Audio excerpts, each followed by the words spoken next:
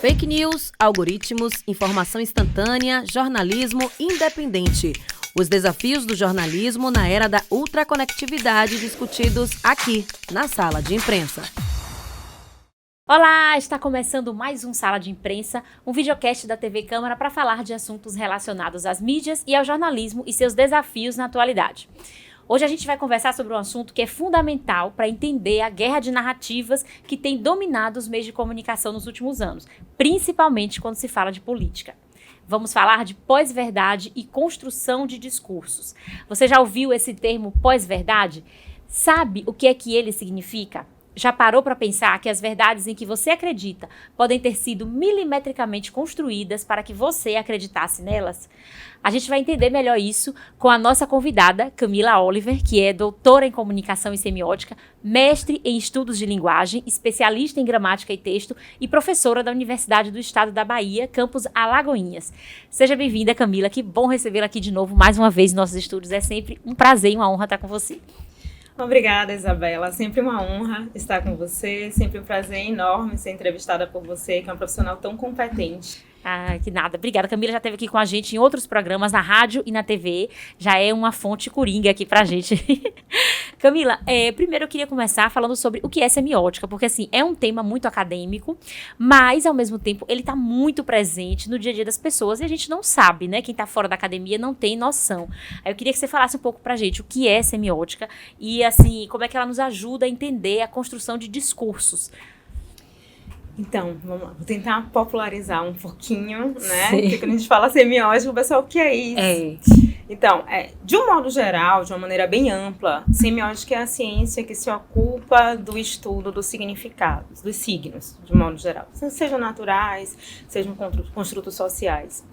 Com você hoje, eu vou conversar especificamente sobre a semiótica com a qual eu trabalho, que é a semiótica grimasiana. Então, se a gente vai falar de semiótica grimasiana, a gente vai falar especificamente disso que você traz, do discurso, porque ela é conhecida como semiótica discursiva ou semiótica narrativa. A gente costuma dizer que ela é a semiótica que se preocupa com o texto. E aí ela vai olhar o texto como objeto de significação e como objeto de comunicação. Como assim, Camila? Ela vai olhar os seus aspectos estruturais, sabe? Como é que esse texto é construído e em termos de conteúdo. O que é que ele diz? O que é que ele fala? O que é que ele traz para nós? Né? Nesse sentido, aí a gente vai trabalhar com essa construção do discurso, mas mais necessariamente com o que é que o discurso constrói, que é o sentido. Essa semiótica, ela bebe lá em Saussure, né?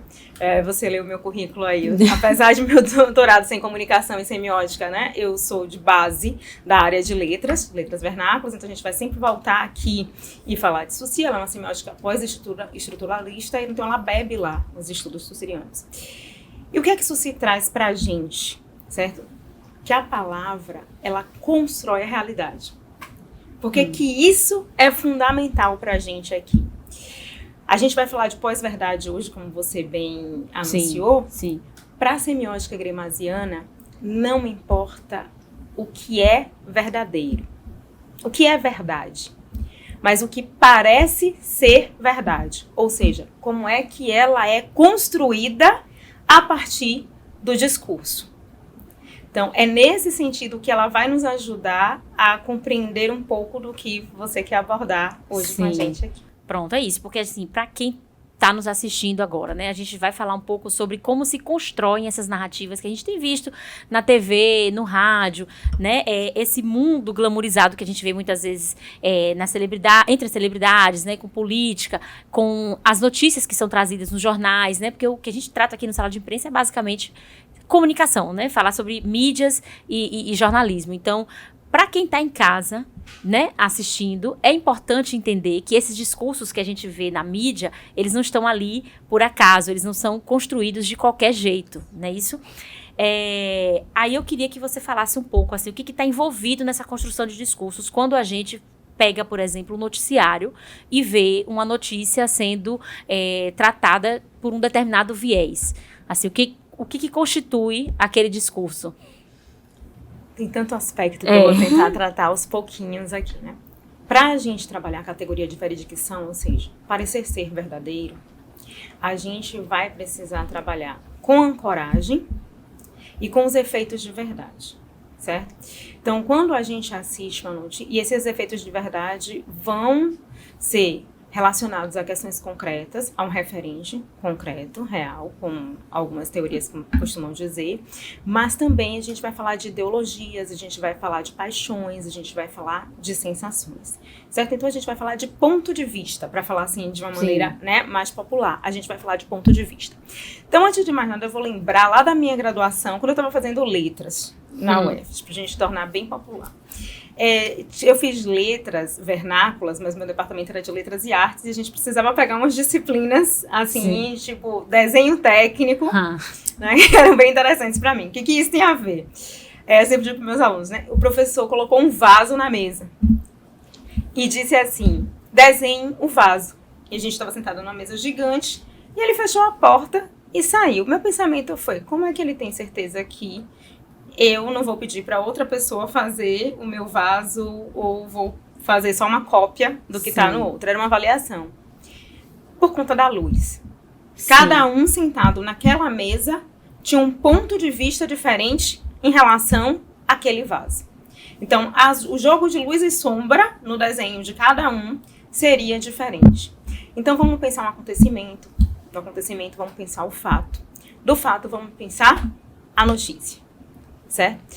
Como é que isso acontece? Primeiro, a gente tem que ter, eu trabalho com os meus alunos da iniciação científica com a questão da imprensa popular. Toda imprensa, qualquer que seja ela, mesmo que a gente está chamando de imprensa popular, ela tem dono. O que são os donos, Camila? São as pessoas que garantem que essa estrutura aqui aconteça, funcione. Então, elas têm um ponto de vista e têm ideologia. Então, essa notícia ela vai passar pelo filtro dessa ideologia, né? Alguns vão buscar mais o patos do ouvinte, né? Alguns vão buscar dizer de si mesmo e criar um personagem no entorno daquilo que está sendo apresentado. Outras relações são as relações de construção do que eu quero garantir que o público replique dessa minha matéria, dessa minha notícia mais para frente. Então, assim, o fato, ele vai ser narrado de maneiras diferentes, com o determinante principalmente ideológico de quem está transmitindo essa notícia e do que ela deseja daquele que assiste a notícia. A mesma coisa de quem está assistindo. Ela tem relações de crença, né, que para a teoria semiótica gramsciana a gente vai falar disso mais na frente, essa construção se dá de uma maneira, para o Pussy ela se dá de outra, né, e para os estudos do discurso também de outras tantas. Mas no que a gente se encontra aí? Existe um contrato entre o enunciador e o enunciatário. E eles envolvem relações diversas, não só de ancoragem no campo material, de onde eu falo, com quem eu falo, quando eu falo, né, que é o que encobre a notícia de um modo geral, que é também o que faz parecer ser verdade, a gente criar um tempo, um lugar, um personagem para que essa notícia tenha acontecido, e no entorno disso, o ponto de vista que eu vou dar nessa notícia é recoberto pelas questões culturais, sociais, ideológicas, principalmente. E a forma da recepção dessa notícia e do desenvolvimento dela no entorno da sociedade também se dá a partir desses fatores. Certo, então você tem aí uma espécie de pacto, né, entre quem está produzindo a notícia e quem está assistindo, quem está recebendo, né, aquela notícia. Mas aí você falou de uma coisa interessante que é o parecer verdade, né? E aí eu quero já entrar em pós-verdade. O que é pós-verdade? E como ela tem se manifestado nesses últimos anos aqui pra gente. Não pós-verdade é um termo que em 2016 eu acho que tem um artigo que a gente publicou, o professor Tarcísio Cardoso e a professora Lidiane Pinheiro. A gente faz parte de uma mesma rede de pesquisa. A gente publicou junto um artigo que chama Verdade e Efeitos de Verdade, na revista Em Texto, em 2021. Tá um pouquinho atrasado, mas a gente ainda pode garantir dele alguns conceitos. Um deles é o de pós-verdade. A gente começou a falar mais de pós-verdade de 2015 para cá. É tanto que, apesar...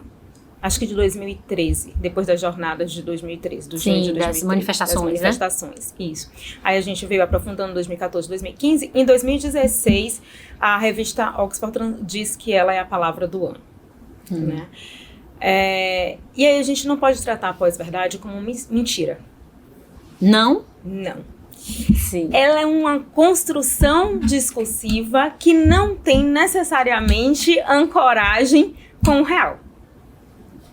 Sim, mas não é... Ela não é simplesmente mentira, entende? Porque ela precisa ter o mínimo do parecer ser verdadeiro. Se ela parece ser, ela precisa ter uma ancoragem mínima. Sim. Entende? Ela não tem uma ancoragem completa com o real. Então, assim, ela é uma construção discursiva. E aí eu estou abordando isso da forma como a gente pode abordar a partir da semiótica narrativa, né? Estou dizendo que é algo bom para a sociedade? Não. Mas eu vou te contar como é que a sociedade vai fazendo isso historicamente. Por que a gente diz assim? A gente começa a falar mais na nossa sociedade a partir de agora, a partir de bem pertinho ali, 2013, certo? Que agora já parece longe, 10 anos, mas é bem pertinho na nossa memória coletiva. Porém, eu tinha uma professora de história que ela dizia assim: os Estados Unidos nunca ganharam uma guerra, mas eles são muito bons de contar a história. Todas as vezes que você assiste qualquer filme relacionado aos Estados Unidos, à guerra, você tem o Rambo, você tem você tem o flamular da bandeira norte-americana, como uma conquista, como aqueles homens que foram guerreiros, que foram para a guerra. Os nossos livros didáticos, pelo menos da minha geração para trás, né, trouxeram notícias para a gente sobre o processo de escravização dos povos de África no Brasil, que pareceu para a gente que todo mundo entrou bonitinho, feliz, contente, alegre, sorridente no navio negreiro e chegou aqui, né, para trabalhar. Então, isso é pós-verdade. Olha, eu ia te perguntar assim... É uma criação discursiva, certo? Que tem ancoragem. Existiu o processo de escravidão? Existiu a guerra? Entende? Ela tem uma ancoragem mínima com o real. Sim. O que você precisa olhar são os outros fatores que ancoram. Por isso que eu estou dizendo assim, o que a semiótica rimasiana vai te dar são instrumentos para você analisar essa narrativa e ver se as ancoragens que ela coloca ali, né, tem relação direta com o real. Sim. Né? Eu queria trazer essa ponte, essa coisa do pós-verdade, porque eu queria fazer o link com as fake news que a gente tem visto hoje, né? E que tem muito do querer acreditar também de quem recebe. Só que aí você já trouxe mais um elemento. Então, existem, por exemplo, memórias coletivas que são criadas, né? Essa coisa da história mesmo, que você traz dos Estados Unidos e outras, porque a gente tem diversas, tipo, a gente tem aqui uma parcela da população que faz uma idealização gigantesca do período militar, do regime militar. Isso também, então, pode ser uma pós-verdade. Sim. Vamos lá, direitinho aqui. Para que o outro acredite, para que o que a gente chame de comunicação completa dentro do processo semiótico, dentro da semiótica rimasiana, eu vou sempre demarcar esse espaço, porque se você ler o texto, você vai ver que tem uma abordagem a partir da semiótica rimasiana, outra a partir da semiótica americana, outra a partir dos estudos do discurso. Mas dentro do que a gente está trabalhando, a gente tem 2 contratos. Tá? Que são estabelecidos entre enunciador e enunciatário para que essa comunicação seja completa. Um contrato diz respeito a essas relações de ancoragem com o real, que eu coloquei aqui. Né? Existe um lugar, existe uma pessoa, existe um acontecimento, mesmo que ele não seja contado no seu todo, mas ele é contado a partir de um ponto de vista. Sim. A nossa questão da história, por exemplo, é contada a partir do ponto de vista do vencedor, e abre todas as aspas nisso aí, né? De quem tinha mais força econômica, né? Ou bélica. E a gente tem o contrato fiduciário. O que é o contrato fiduciário? É o de crença. E esse contrato de crença, ele é extremamente passional. Não é só um dever crer ou um poder crer. É um querer crer. Sim. O que acontece? Você viu as manifestações desse domingo, dia 25, na Avenida Paulista, em prol do ex-presidente Bolsonaro. Sim, né? Sim. E os discursos que são proferidos ali em cima do trio, né? Das orações e tudo mais. Existe um compartilhamento de crenças ali. Existem pessoas que querem crer naquilo que foi dito. O nível de fidelidade que se tem ali está para além de qualquer efeito de verdade provocado por ancoragens concretas.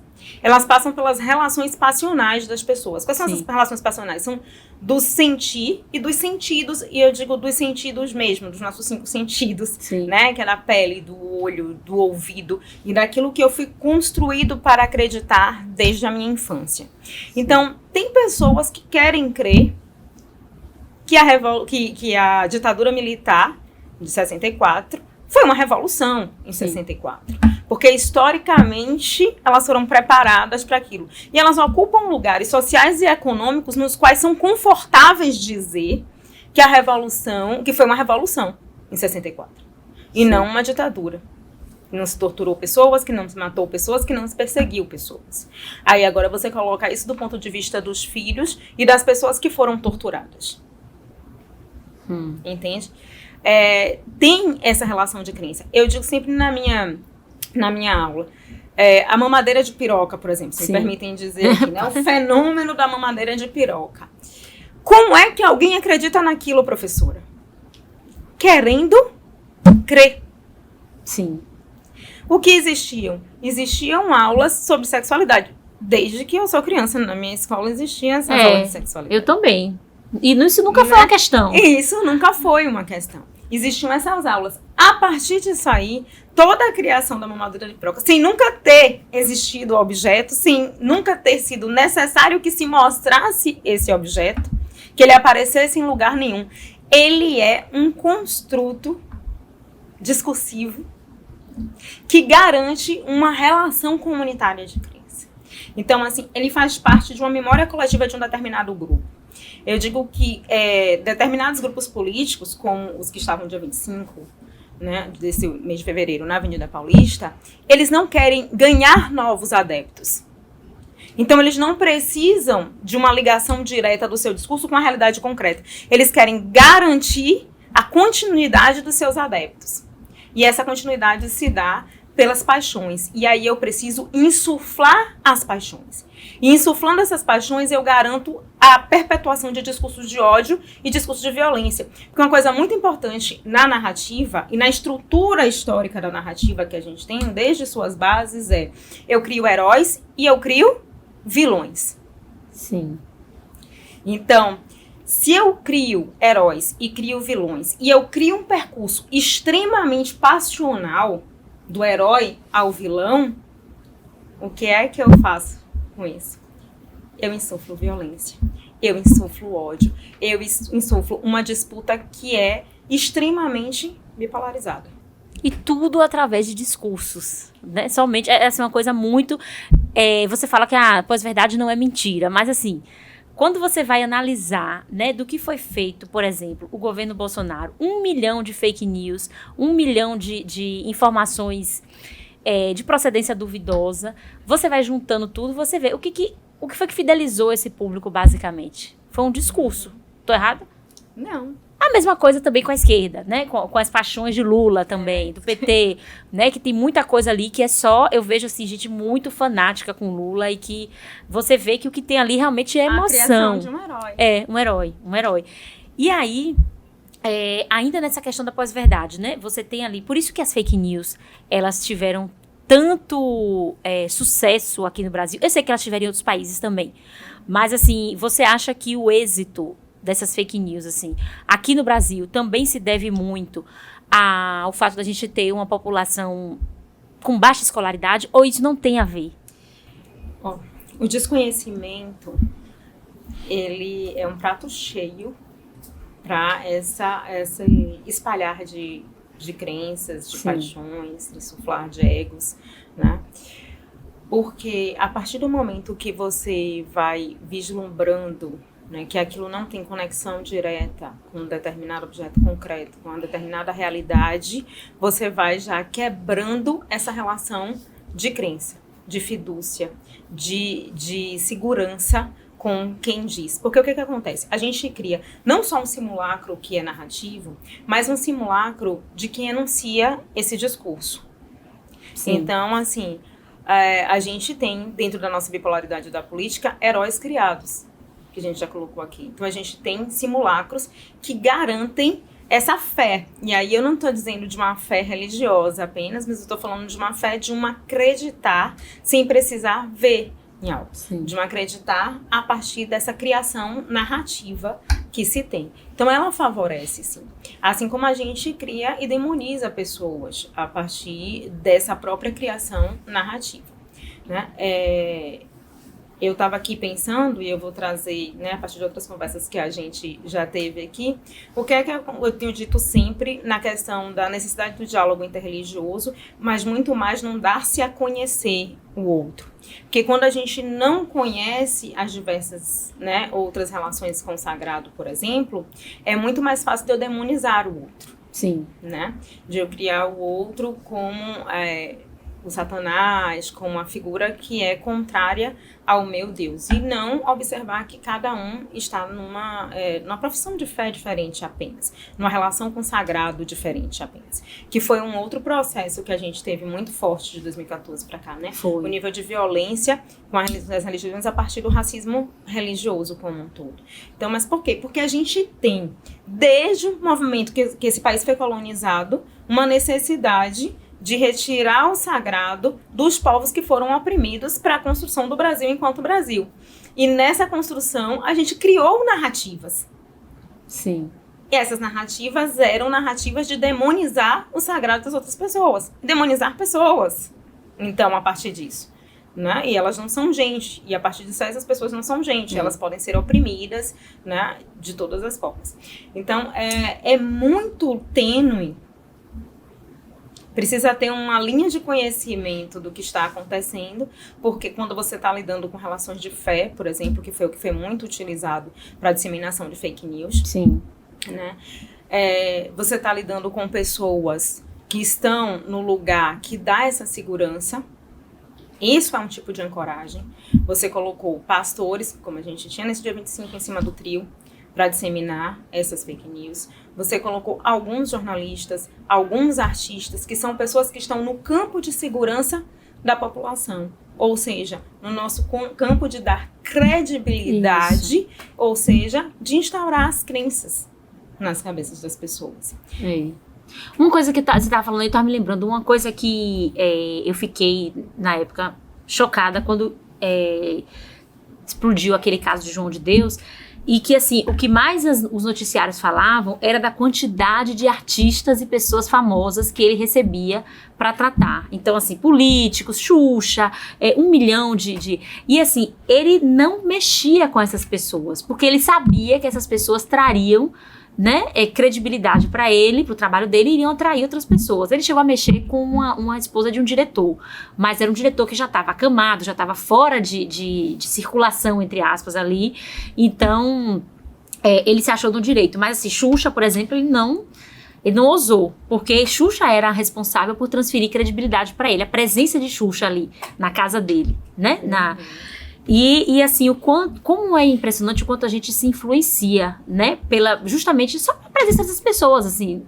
Bom, Xuxa não é especialista em religião, Xuxa não é especialista em espiritualidade. Por que ela, por si só, enquanto apresentadora infantil, transfere credibilidade para um cara que é um religioso, que está se propondo a ser um líder religioso? Que ela está na sua casa, ou esteve na sua casa, durante várias manhãs, durante vários anos. O que a televisão dá pra gente de credibilidade, né? Sim. Por isso, os jornalistas, né? A gente falar um pouquinho sobre esse papel da comunicação também, é que eles entram na nossa casa. Estão no nosso campo da intimidade, por mais que você, como jornalista, não me conheça, mas a sua presença está perto, está na minha casa, está na minha intimidade, né? Todos os dias. Então, eu acho que eu conheço você. E que aquilo que você me diz é seguro, é verdadeiro, é crível. Sim, pois né? E o que foi a grande questão que deu base para as fake news foi essa, que a gente, enquanto comunicador, pretensiosamente se disse dono da verdade. Por que você acha isso? Porque a gente buscou, inclusive como ciência, como cientista, a gente buscou dizer que a gente era neutro. Ah, tá. Que a gente, né, só passava a notícia, né, ou que a gente, como professor, tinha uma neutralidade daquilo que eu estava pesquisando ou Sim. daquilo que eu estava trabalhando, né? A gente demorou para entender aquilo que eu disse lá no início. Que a nossa própria conversa aqui hoje está acontecendo porque esse espaço permite que esse tipo de conversa aconteça. Enquanto em outros espaços esse programa nem existiria da forma como ele é, entende?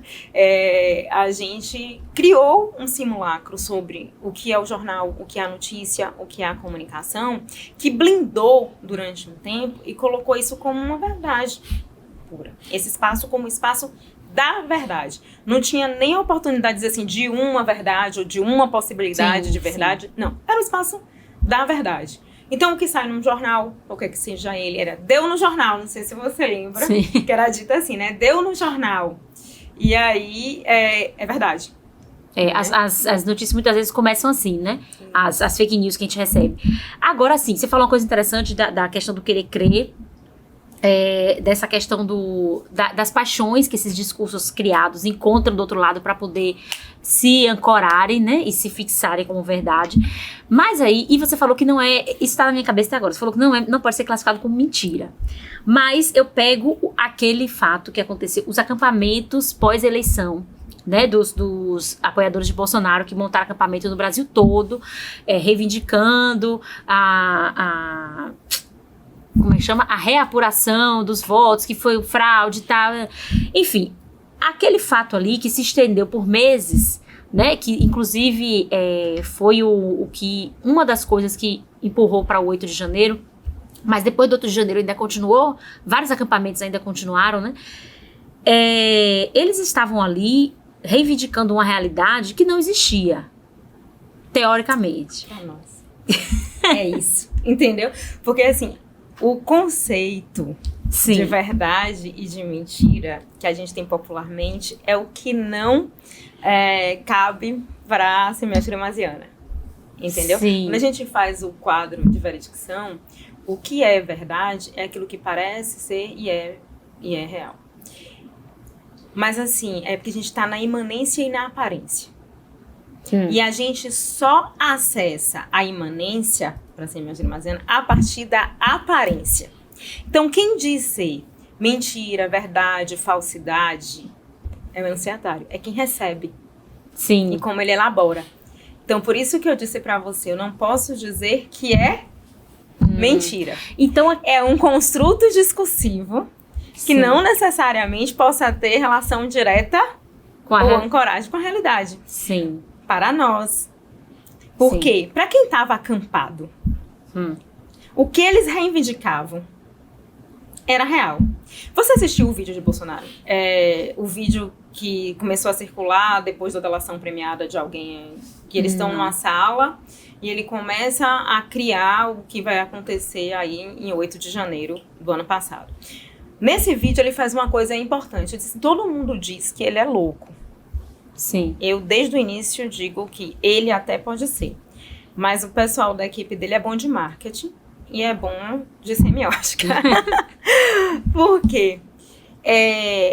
Ele começa a querer que digam que as urnas são inseguras. Sim, sim. Que a eleição vai ser fraudada, tal. Tem todo esse debate na sala. Alguém diz assim, não, mas a gente já foi lá fazer a verificação, já saiu o laudo, a gente já assinou o laudo. Ele diz assim, mas eu estou dizendo.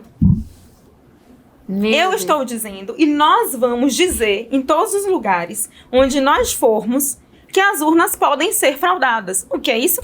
A construção da realidade a partir do discurso. A palavra como criadora, que não é nada mais do que o que eu estou dizendo aqui desde o início. Entende? Ancorado em quê, Camila? Na imagem que ele criou dele mesmo. Para o público. Uma vez que ele diz, e que o ministro diz, e que aquela pessoa em que eu votei, em que eu confiei meu voto, meu país, está dizendo que foi fraudado, então eu vou acampar na frente do exército. Se ele está dizendo que o exército é a salvação, eu vou para lá. Né? Para várias pessoas, andar de joelho, pagando uma promessa, também não tem relação nenhuma com a realidade. Sim, então você está dizendo que aquele acampamento ali estava nós, como jornalistas, tínhamos a obrigação, porque o que aconteceu? Eles não estavam sendo cobertos pela grande mídia, né? Os jornalistas não iam lá, Record, nem a Band, nem a Rede TV, que eram TVs assim mais próximas. Ideologicamente ligadas aí. Eles não estavam dando muita cobertura, mas principalmente Globo e os outros, a maioria das mídias, né? Porque eles estavam ali, a meu ver, né, como jornalista, e de muitos, num delírio coletivo. Aquilo eles estavam lá, estavam falando de fraude, estão falando que vai ter um golpe, que o Brasil está correndo risco, que a democracia está falindo e tal e tal. Então ninguém cobria. Mas um belo dia eu liguei na Jovem Pan. E eu vi uma cobertura que eu falei, gente, que coisa surreal, onde eles estão vivendo, sabe? Então, assim, aquela cobertura da Jovem Pan reafirma as crenças, né? Então, os jornalistas tinham a obrigação de estar lá cobrindo? Não, precisava cobrir e mostrar até onde aquilo ali não é real e como não é real. Porque a gente tem como fazer isso. Sim. Com os documentos, né? Entrevistando outras pessoas. Que eu acho que obrigatoriamente, aí vai da minha análise, né? Da questão. Sim. Obrigatoriamente, como imprensa, nós precisamos cobrir os diversos pontos de vista. Sim. Né? E mostrar, para poder chegar desses pontos de vista, o que é que tem em comum? Onde é que está a realidade ali nesse ponto? Então a gente tinha o próprio documento que foi assinado pelos próprios ministros que Sim. foram lá e verificaram as urnas e viram que não tinha nada de ilegal. Sim. A gente tinha a publicação dos resultados das eleições. A gente precisava entrevistar mais pessoas que nos passassem essa credibilidade e essa segurança, demonstrando que aquilo ali não era a realidade. Sim, entendi. Então foi um erro que você acredita que foi um erro dos veículos de imprensa relegar aquilo à insignificância. Sim.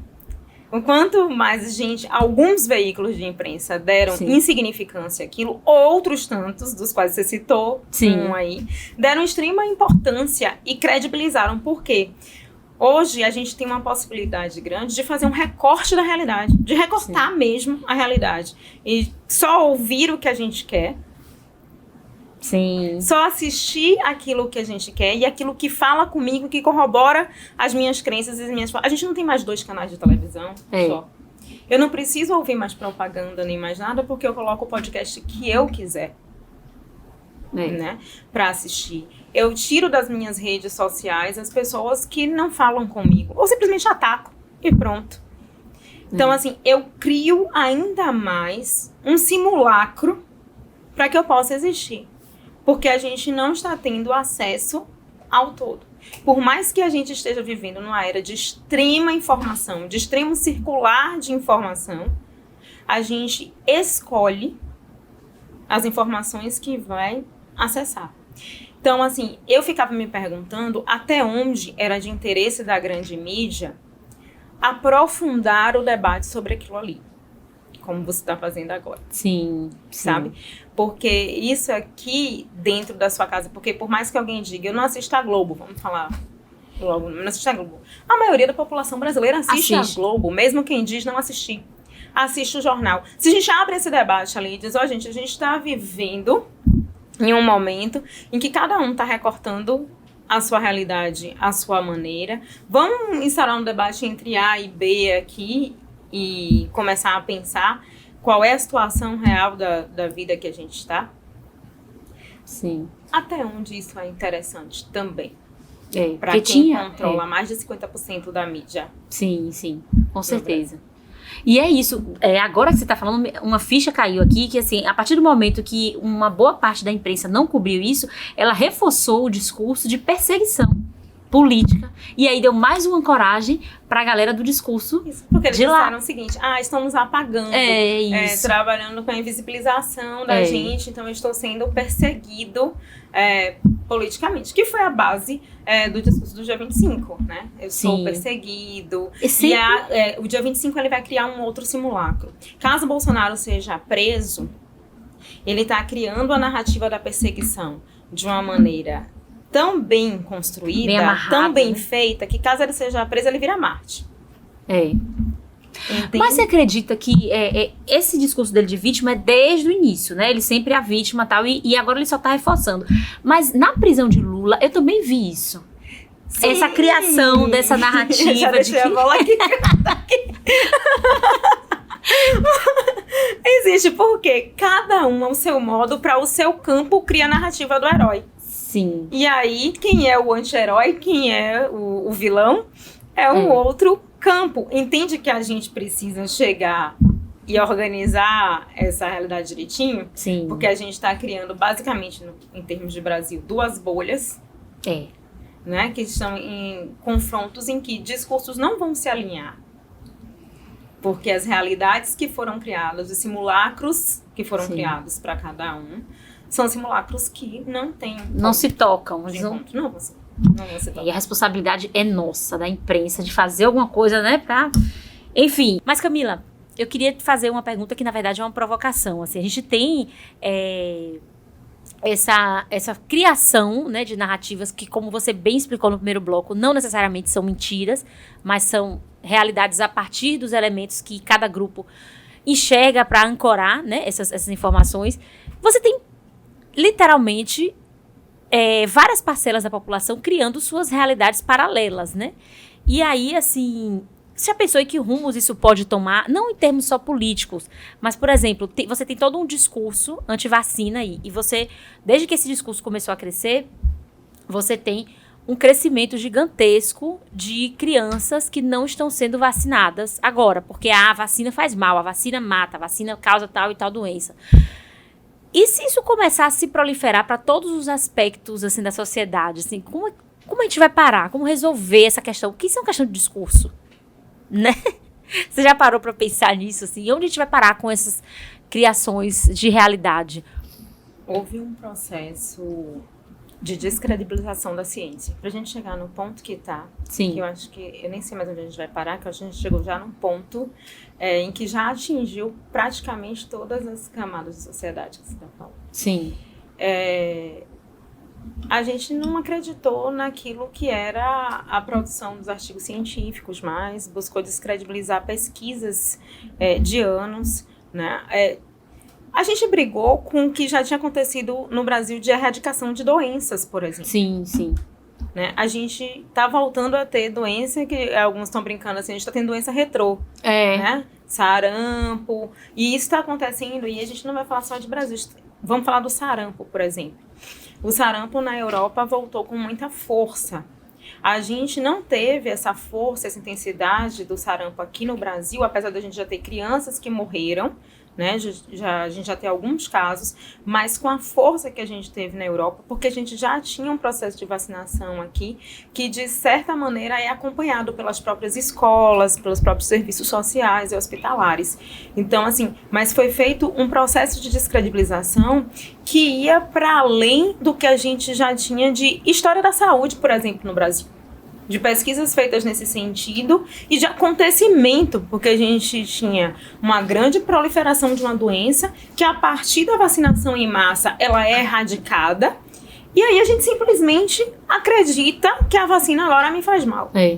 Quando alguns casos pontuais, sim, a vacina faz mal, porque algumas pessoas têm alergias, né, a determinados elementos que tem na vacina. Mas são os casos, até na língua a gente tem exceção, né? Mas são os casos excepcionais.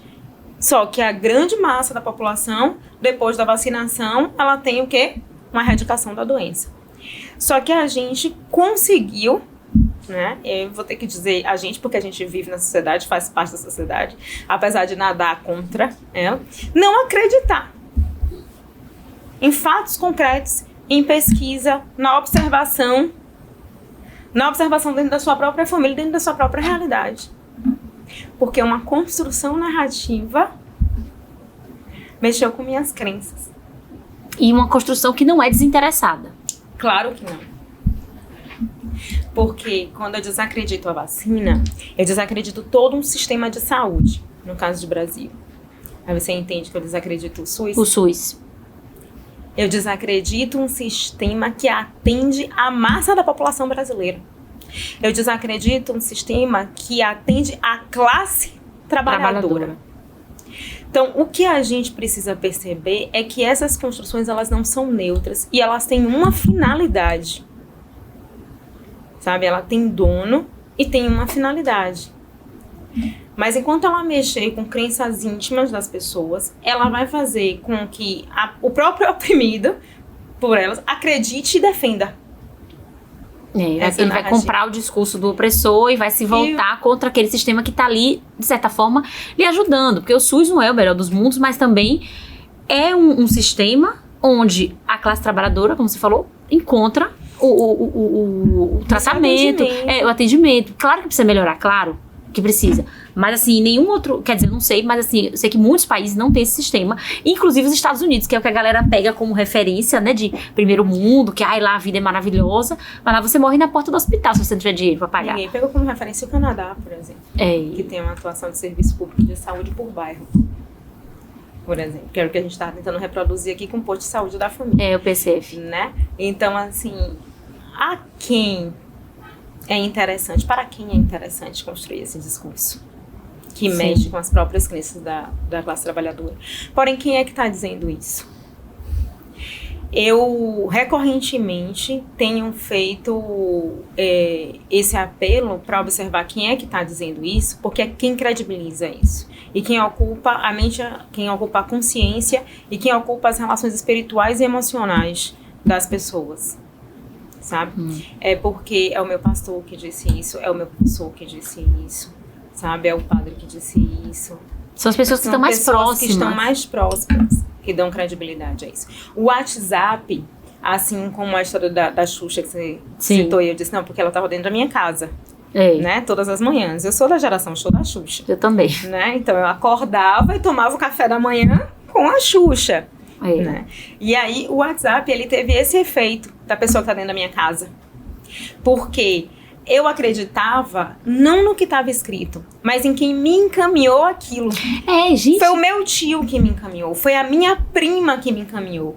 Então assim, não foi seu primo que escreveu, não foi sua tia que escreveu, mas a sua tia é dos seus afetos e você nunca vai acreditar que ela tá mentindo. Mas, gente, eu sempre achei isso um absurdo, porque eu falei assim, velho, as pessoas podem errar, ela pode não estar mentindo, não querer mentir, mas ela pode estar passando informação errada. Por que as pessoas não conseguem fazer essa conexão, essa descolagem, né? Descolar isso, assim. Não é porque é minha tia, que eu amo muito, que ela é infalível e tudo que ela me mandar no WhatsApp vai estar certo. Né? É complicado fazer essa desconexão, assim, tem que estar envolvida com esses afetos, com esse... Mas é o que o Gremar e o Fantanini chamam em semiótica das paixões, dessas relações passionais e afetivas, né? E o que o Landowski chama de semiótica do sensível, né? Que ele é do grupo do Gremar também. E trabalha com essa relação de construção de verdade, ou de efeito de verdade, vamos falar assim, a partir do sentir.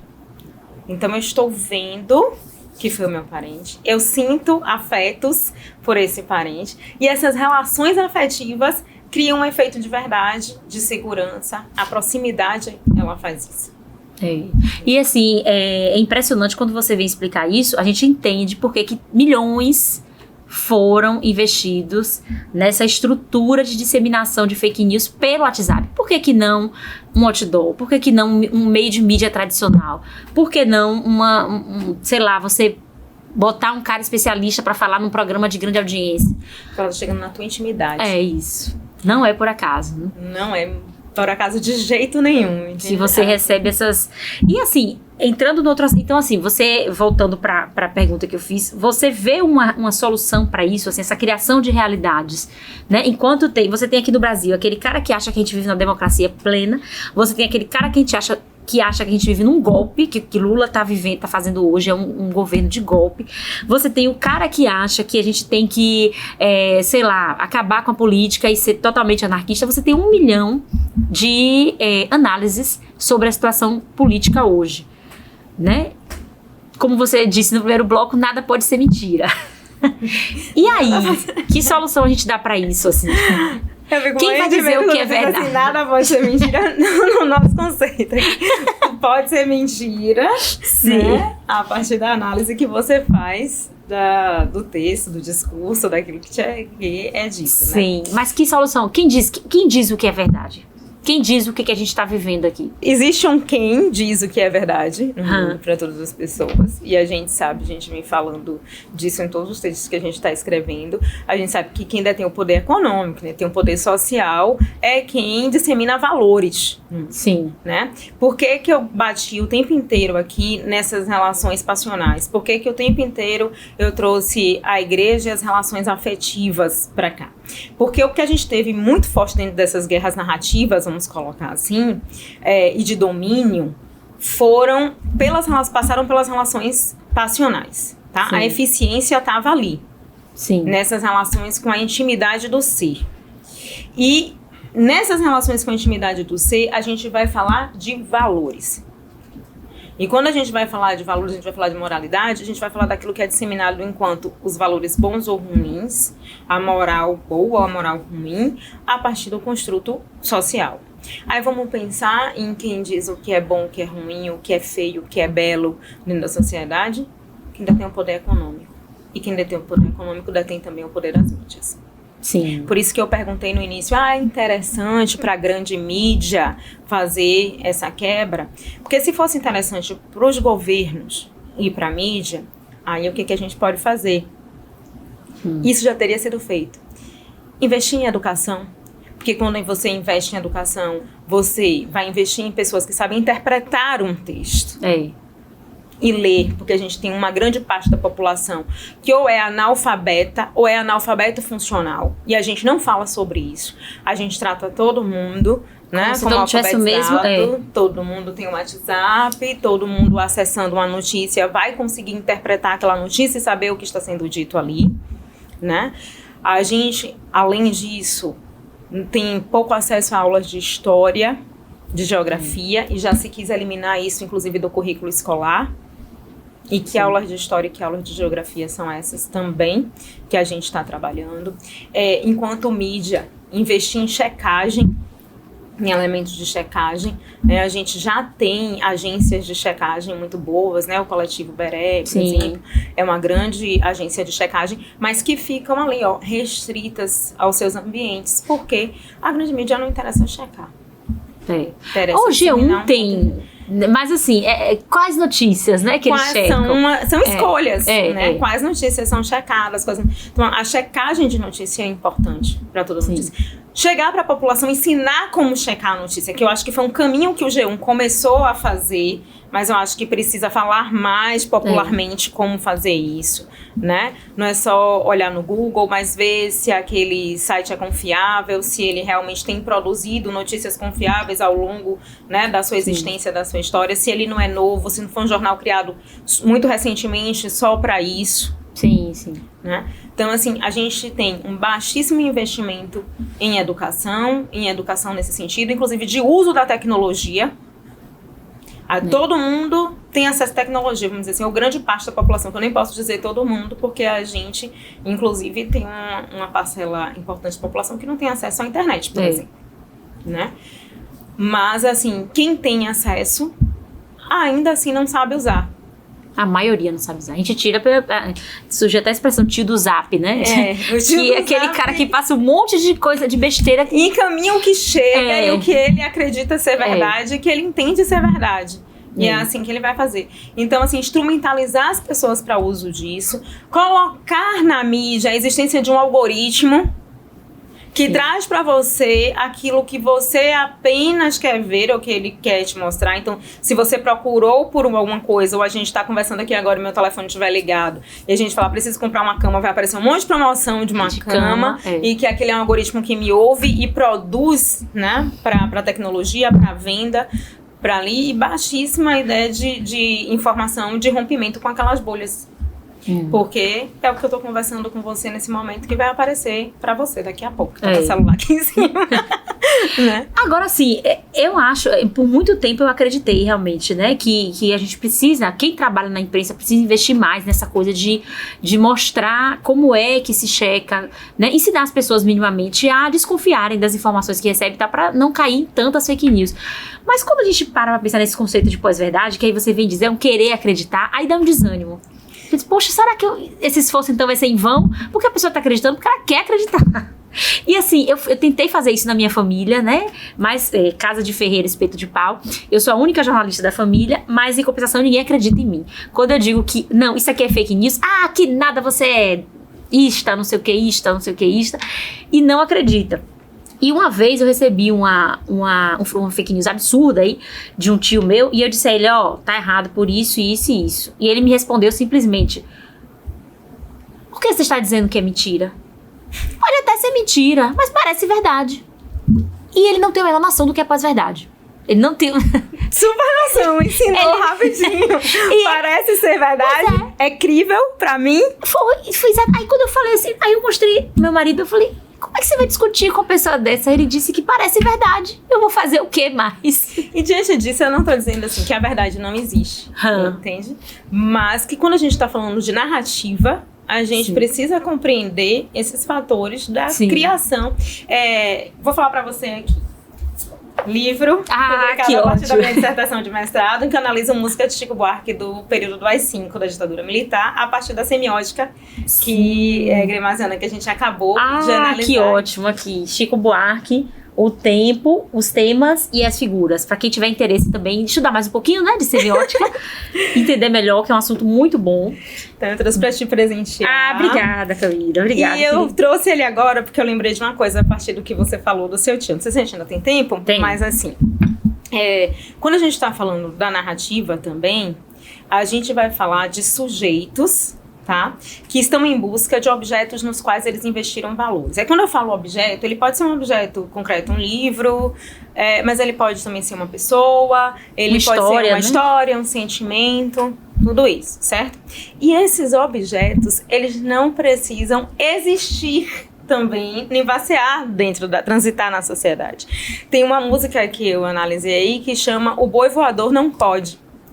Né? E aí a gente fala do objeto criado para que os valores sejam investidos nesse objeto. Aí eu volto lá, o meu boi voador não pode, das fake news, assim, padrão, para mim, é uma madeira de piroca. Ela é um objeto criado para que os valores morais dos sujeitos que queriam acreditar fossem investidos. O kit gay, O kit gay, todas as questões anti-discussão de gênero, anti-discussão LGBT, fossem valores investidos ali, naqueles objetos. Eles são objetos criados para que esses valores em disputa na sociedade sejam investidos ali. Sim. Então, como é que a gente faz com isso? Olha, como professora, assim, eu sempre vou acreditar no poder da educação. Então, eu tô na sala de aula todo dia com um grupo de letras, trabalhando com análise de texto, análise de discurso. Então, eu acredito, obviamente, que tá nas minhas relações de crença, que a partir dali vão sair professores que vão para a rede básica também com essa abordagem, com esse olhar de você poder ver o mundo e observar as diversas possibilidades que tem no mundo, as diversas construções narrativas que tem ali e poder fazer suas escolhas coerentes, né? Com coragens coerentes, perto do possível. E eu acho que o trabalho que você faz hoje é um trabalho de mídia importante, né? Você sai da questão do descrédito da ciência, porque o que eu estudo, o que os professores da comunicação de um modo geral estudam, são questões científicas, são questões observáveis, são pesquisas, e você traz o crédito de volta pra gente quando você traz isso pro seu programa. E traz a possibilidade de a gente estar falando aqui, porque eu tentei trazer o palavreado da ciência o mais próximo possível da nossa... do alcance das pessoas em geral, né? Que possam assistir. Então, eu busquei trazer o mínimo de conceito e de termo técnico, mas trazer isso dentro dos exemplos. E eu acho que é um trabalho fenomenal que você faz. Obrigada. A gente precisa, né, investir na qualificação das pessoas. E a TV Câmara, ela é uma TV pública que tem essa obrigação, né, de ter uma função social, né, na sua programação, né, de educar e de trazer informação de qualidade. Então a gente precisa trazer essas produções que muitas vezes ficam muito restritas à academia, para o público entender, né, que tudo isso que você está vendo, a fake news que você recebe no seu WhatsApp, ela está sendo estudada também. Ela tem um motivo, tem uma explicação, e você pode não cair, você pode seguir esse caminho de desconfiar, né? E assim, Camila, agora eu vou tentar recuperar um pouco da minha dignidade que eu perdi nesse programa, porque quando você descredibiliza, você fala, não existe mentira, aí eu já me senti... porque... Deus, eu não disse que não... Porque como eu sou jornalista trabalha com verdade, então a gente realmente se acha o detentor da verdade. Aí você agora me jogou no chão, eu vou me reerguer, vou tentar me reerguer.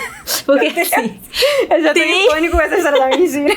Tem um lugar social que é a ciência, o jornalismo e é o que mais? A academia... a ciência, jornalismo e academia, eles ocupam esse lugar social de produção de verdade, né? Então, assim, sempre quando eu me deparo com pessoas em dúvida sobre uma notícia aqui e ali e tal, a gente procura num site de notícias de confiança, um site de notícias, porque assim, ele pode até ser enviesado, né? Ele pode até ter a sua ideologia pra lá, pra cá e tal, mas um site de notícias de verdade, profissional, ele não vai publicar uma mentira, né? Esse, pelo menos, é o conselho que eu sempre tento dar. Mas aí, como o jornalismo, ele sempre desfrutou desse lugar, né, de confiança, de credibilidade, nos últimos anos a gente tem visto essas fake news colarem de uma forma muito fácil, com formatos que, assim, você pega, eles não se dão nem o trabalho de escrever corretamente, sabe? Não tem nem título, e às vezes é assim, aconteceu hoje quando? Acabou de dar no rádio, como você falou no primeiro bloco, né? Acabou de dar no rádio, acabou de dar no jornal. Sim, quando isso? Cadê as informações concretas? As pessoas acreditam nisso. Então, assim, como é que, de repente, a gente saiu desse lugar... Saiu não, né? Não sei se a gente saiu, mas assim, de repente as pessoas começaram a acreditar também nesses simulacros de fatos totalmente inconsistentes que chegam via WhatsApp. Como é que isso aconteceu? Ele não tem a coragem de tempo e lugar, alguns, como Sim. você colocou aí, certo? Vou voltar pra mentira nesse instante. Sim. Não tem a coragem de tempo e lugar, como você colocou aí. Mas esteticamente, ou como diria o Landowski, estesicamente, ou seja, no visual, no que ele tem lá, você vai observar que ele parece ser um jornal. Ele parece ser um blog de notícias. Porque pelo menos os que eu acessei, né, que tinham essas coisas inconsistentes, ou pareciam mais um site de fofoca, Sim. né, daqueles que a gente chamava antes de imprensa marrom, Sim. alguma coisa assim, do que um jornal, né, que a gente se sentia seguro de ler. Que era bom aquele jornal da Folha. Tinha todo jornal físico. Pra você ver como essa estesia, ela faz sentido também, né? Sim. Ela faz ser o sentido. Porque o que é que esse jornal, que ele não é mais físico, ele proporciona que jornais como esse existam. Porque ele cria uma característica de blog, uma característica de site, uma característica de jornal. Muitas vezes nem tem. E tá ali no mesmo suporte. Sim, tá no mesmo suporte. Entendeu? Tá no mesmo suporte que os outros. E aí já é eu suficiente. Criei uma terra de ninguém, porque já é o suficiente para algumas pessoas. Porque você que conhece, você sabe que tem que ter um lead, que tem que ter um serviço, que você vai logo desconfiar. Mas a população, de modo geral, não tem acesso a isso. E chegou para ela pelo mesmo suporte que chegam aos outros. E aí isso vem junto com esse descrédito, né? Que você falou da ciência, descredibilizou a ciência, mas também descredibilizou o trabalho dos jornalistas e a academia. Porque eu já ouvi de uma pessoa, você é uma jornalista formada pela Facom, aquela universidadezinha que só forma, não vou nem dizer o quê. Então, assim, descredibilizou o meu trabalho e descredibilizou a minha faculdade. Então, o que acontece é que nessa bipolaridade, né, nesse campo dual, dicotômico que a gente criou, a universidade entrou no campo dos comunistas. Sim. Entrou no campo dos comunistas. Então, se saiu da universidade, é coisa de comunista. Foi um dos valores que foram colocados para descredibilização da universidade. Comunista e ateu. A universidade é um lugar de comunista ateu. Então, assim, se você coloca como os valores principais da sua casa a família, a sua religião, você nem vai olhar para o que é produzido para a universidade. Porque ela a que os comunistas foram associados historicamente. Até para que pudessem ser perseguidos, torturados na ditadura militar, né? Tinha uma história que comunista era comedor de criancinha, né? e que não tem nenhum apreço pelas relações familiares, pelas estruturas, né, que a sociedade burguesa preza. E a questão de ser ateu, né, ainda por cima não está ligado a Deus, porque se é ciência darwinista não tem relação com a teoria da criação, né, era assim que era colocado. E foi um fator que foi usado para descredibilizar dentro da massa da sociedade toda a produção acadêmica e, portanto, a sua produção jornalística também. E uma coisa que você falou importante, que eu tô aqui pensando, quando você descredibiliza ciência, academia e o jornalismo, você acaba mexendo com as estruturas, de fato, de quem é mais pobre. Porque, assim, o jornalismo serve aos mais pobres, muito mais do que aos mais ricos, né? Sim. A academia produz conhecimento para melhorar a vida da população. E a ciência pesquisa para melhorar a vida e encontrar soluções para os problemas da população. Os ricos, eles têm meios, né, de se informar e não precisam de academia, em tese, né? Mas quando você tem essa criação de discursos que está prejudicando esses 3 pilares, que são pilares, digamos assim, de segurança de uma sociedade, quem é que paga por isso? É isso, a sociedade e principalmente a população mais carente. Aí o que é que eu quero colocar para você, trazendo de novo a questão da mentira, que você traz como... Meu Deus, ela disse que mentira não existe? Vamos lá. Quando eu digo que a fake news, ela não é necessariamente a mentira, tá? Ela é uma construção discursiva sem ancoragem com a realidade, para alguns, porque para outros sim. Sim. A gente vai voltar, eu vou te dizer, olha, não é que em Semiótica Gramsciana não existe a mentira, porque no quadro lá eu tenho verdade, mentira, eu tenho falsidade, entende? Sim. Mas a questão, para que eu entenda que seja mentira ali, ela precisa estar desconectada do meu sistema de valores. Sim, sim. Entende? Não é no popular. Quando eu digo assim, não é mentira necessariamente. A gente tá falando de um termo acadêmico, né? Eu tô falando de um termo acadêmico, assim como a gente usa a manipulação para um dos termos da semiótica gramsciana. Não é no vulgar, no que a gente considera a manipulação no vulgar, porque para a semiótica gramsciana a manipulação nem de todo é ruim. Mas, por exemplo, os processos que a gente tem aí de tratamento desses valores, por exemplo, são a partir da sedução. Sim. E a sedução é um tipo de manipulação para a semiótica gramsciana, né? Que leva o sujeito a crer. E leva o sujeito não só a crer, leva o sujeito a querer crer naquilo. Né? Porque, assim, quando é importante a gente pensar que quando a fake news ela é criada, assim como os processos de manipulação dentro da narrativa acontecem, ele não vai partir apenas do sistema de valor do enunciado, mas de com quem eu falo. Sim. Quando eu quero te levar a fazer algo, ou te levar a crer em algo, construindo uma narrativa para isso, eu tenho que me ancorar nos seus valores. O que vai fazer com que a Isabela queira acreditar nisso? E aí você constrói o discurso. E aí você constrói com base. Para levar a mensagem daquele jeitinho que a pessoa quer ouvir.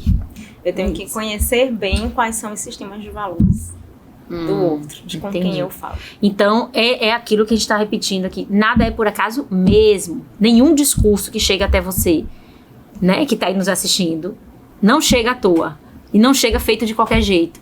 O discurso do seu político favorito, seja ele de direita ou de esquerda, ele foi pensado para que você reforce o seu apreço por ele.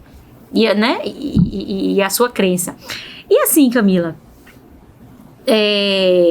qual dica você daria para quem está nos assistindo, assim? O que elas têm que prestar atenção num discurso?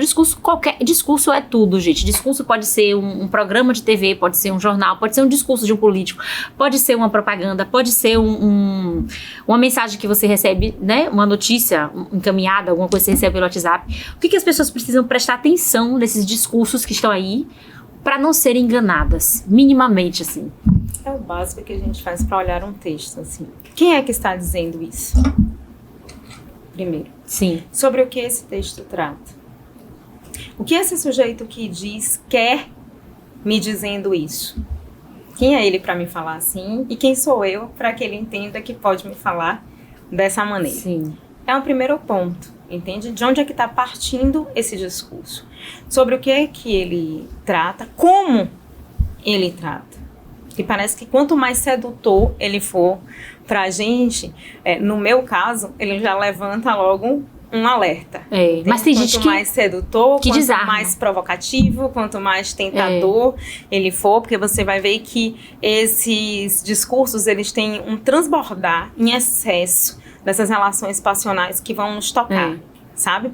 Quando ele começa a provocar isso em excesso em mim, eu digo, oi, vamos ver até onde dá para ir aqui com esse texto, com essa fala, com esse discurso, com essa propaganda, com esse filme, né? Com o conteúdo que ele me traz. Então, assim, quem já falou sobre isso antes?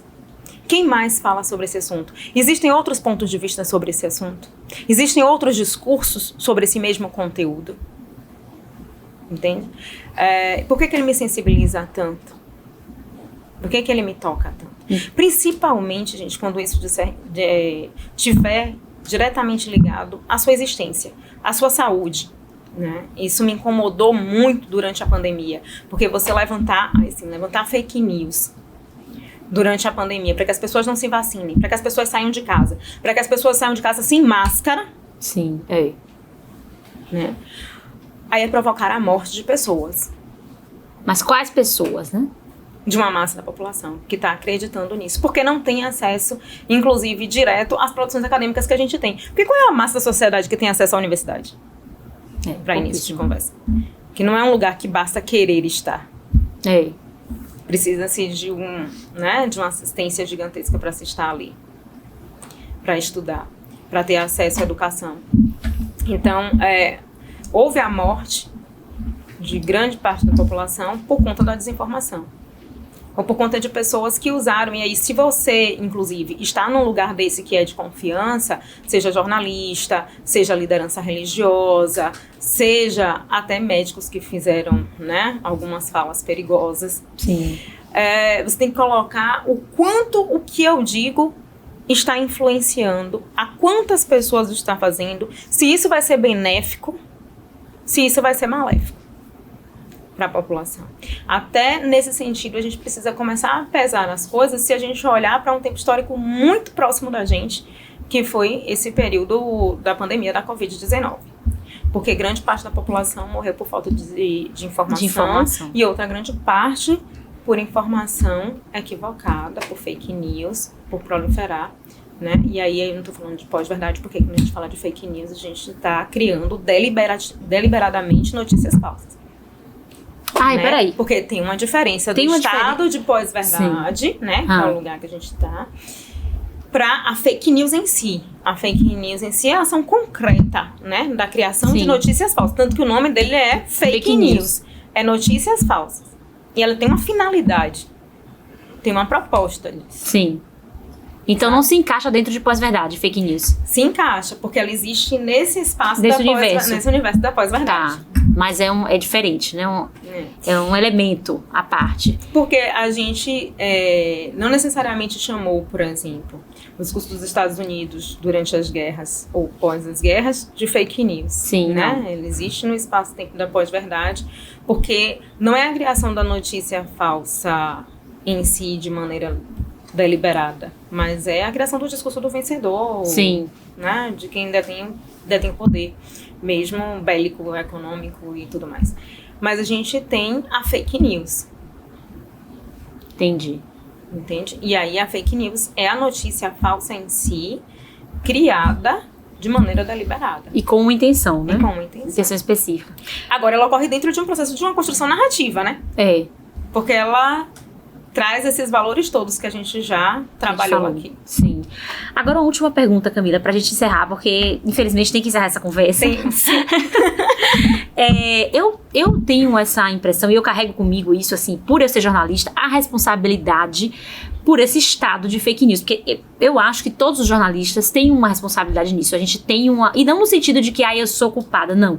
Nós temos uma responsabilidade no sentido de trabalhar contra isso, né? E assim, eu acho que a grande mídia, principalmente, os grandes veículos de comunicação, têm obrigação de se prostrar e remar mesmo, sabe? Naquele barquinho, remar contra esse estado de fake news, principalmente agora, esse ano que vai ter eleição.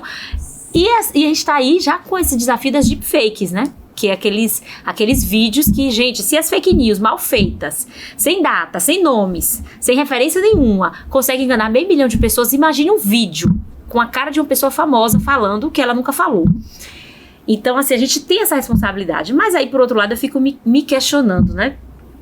Hoje em dia, como você mesma já falou, as pessoas escolhem o que elas querem ver e o que elas querem ler e ouvir.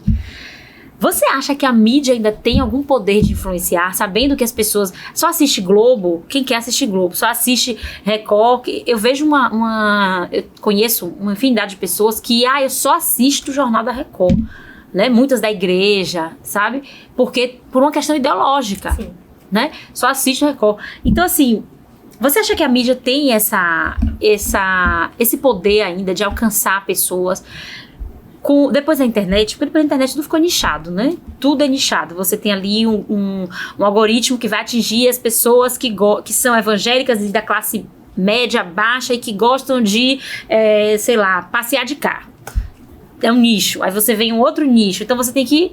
Hoje você não tem mais celebridades que falam com as massas, como existia Xuxa. Hoje não existe mais. Xuxa nenhuma mais vai existir. Porque as pessoas estão ali nos seus grupinhos, você tem que criar ídolos para aqueles grupinhos, né? E aí, você acha que a grande mídia tem ainda alguma força? Pode mudar essa realidade? Pode. Porque por mais que esteja nichado, tá nichado para mim e para você. Tá nichado para quem já tá levantando essa discussão, para quem tem acessos, que não é a grande parte da população que tem acesso. Se você ligar para minha avó, que tem quase 80 anos, em Feira de Santana ali morando, na hora da novela você não vai falar com ela. Minha avó tem celular, minha avó tem WhatsApp, mas na hora da novela, por favor, não ligue para ela. Ela dá boa noite para William Bonner. Tá? Ela anota se ele mudou o penteado. Então, a grande mídia, ela tem sim um grande acesso ainda na casa das pessoas. Entende? Ela ainda está no espaço do lar. Domingo de noite, eu tenho certeza que tem uma galera que chega da igreja aqui mesmo que diga que só assiste a Record, que vai correr para assistir o Fantástico. Eu assisto. Eu assisto, eu cheguei ontem. Eu tô falando de mim, eu cheguei ontem. Fantástico e Domingo Espetacular. Eu fico revezando, vou zapeando. Eu tava lá, inclusive, querendo ver o resultado do Baianão. Mas espero que eu não tinha visto se o Bahia tinha ganhado ou não. Eu fui lá ver, assistindo ao Fantástico. Então, assim, grande parcela da população ainda está ligada a isso. Por mais que alguns digam que não fazem, alguns não fazem mesmo, de fato, né? Ou não assistem um determinado horário, um determinado momento, mas a grande mídia ainda tem uma influência muito grande. Senão a gente não tinha... qual é o Big Brother que tá passando mesmo agora, que eu não sei, né? 20, quantas edições 50 de Big Brother. mil. Se não tivesse dando visualização, se não tivesse dando retorno pra quem tá colocando dinheiro pra aquilo ali acontecer, ali não tava acontecendo. Então, assim, não adianta a gente dizer que ela não tem, que essa grande mídia não tem uma influência sobre grande parcela da população, porque ela tem. Tem mesmo sobre as populações mais jovens, assim, que não se ligam muito, porque os adolescentes de hoje não se ligam muito em TV, né? Sabe quem tá fazendo o meme de Davi? Será que é um vovozinho? Ou é o pessoal da minha geração, né, que tá com 38, 39, 40 anos? Não é a gente que tá fazendo aquele meme do Davi, né, dizendo calma calabresa, o que eu só sei porque eu vi no meme. Eu adorei, né? Será? A população mais jovem tá vendo isso também. Entendeu? Então não custa nada a gente colocar uma propaganda social, aquele dinheiro que ganha, sabe? Ou que debita lá do imposto, que essa grande rede de televisão faz. Colocar lá e dizer, olha, antes de acessar uma notícia e tomá-la como verdade, verifique se ela realmente ensinar a fazer isso, né? Uma propagandinha assim, 30 segundinhos, né? Daria pra fazer e acessaria ali no meiozinho do Big Brother. Era de uma grande utilidade. No meiozinho da transmissão do carnaval. Sim, seria de uma utilidade pública grandiosa. Então, assim, Só tá faltando um movimento. Boa vontade. De boa vontade. Que bom que você recuperou um pouco da minha autoestima agora. Agora eu posso voltar a trabalhar e dizer que eu estou trabalhando contra as fake news. E você trabalha muito. Camila, muito obrigada. Adorei esse bate-papo. Que bom receber você aqui de novo. É sempre um prazer. Camila já esteve comigo no Madalenas na TV, Madalenas no rádio. Camila é pastora também. Além de tudo isso que ela faz, ela também é pastora. E eu acho que o que você trouxe aqui hoje foi de uma contribuição gigantesca para quem está em casa nos assistindo, compreender melhor esse fenômeno e ficar um pouco mais esperto. Porque às vezes a gente fala, é fake news, mas isso não toca as pessoas, é uma coisa fria. Né? E principalmente quando se trata de paixões, quando se trata de crença, um sistema de crenças já estabelecido ali. E aí a gente precisa destrinchar um pouco mais e sentar e conversar para poder ver se consegue, né, passar mais conhecimento para os outros, né? Um prazer enorme estar contigo mais uma vez. Muito bom conhecer esse projeto com você. Né? É um projeto importante, inclusive para esse nosso momento histórico. Muita força para você. Obrigada. Né? E que você continue com o seu belíssimo trabalho e importante mesmo para a sociedade, para a desconstrução, né, de pensamentos de guerra, de ódio e de violência. Porque foi o que a fake news trouxe, né? O legado da fake news pra gente. E vale lembrar que esse programa é uma idealização do nosso diretor Lute Lima, viu? Eu tô só colocando a mão na massa aqui, mas foi ele que pensou toda essa estrutura. Então é isso, gente. Se você não viu a nossa conversa toda ou quer rever esse programa, vale muito a pena. Pode acessar lá no nosso canal do YouTube, @TV e Rádio Câmara Salvador. Lá estão também todas as outras edições do Sala de Imprensa. Aqui na TV Câmara, o nosso encontro é toda quinta-feira às 13 horas e na Rádio Câmara você também pode nos ouvir toda sexta-feira às 13 horas. Continue na nossa programação, que aqui tem muito conteúdo bom, e até o próximo Sala de Imprensa.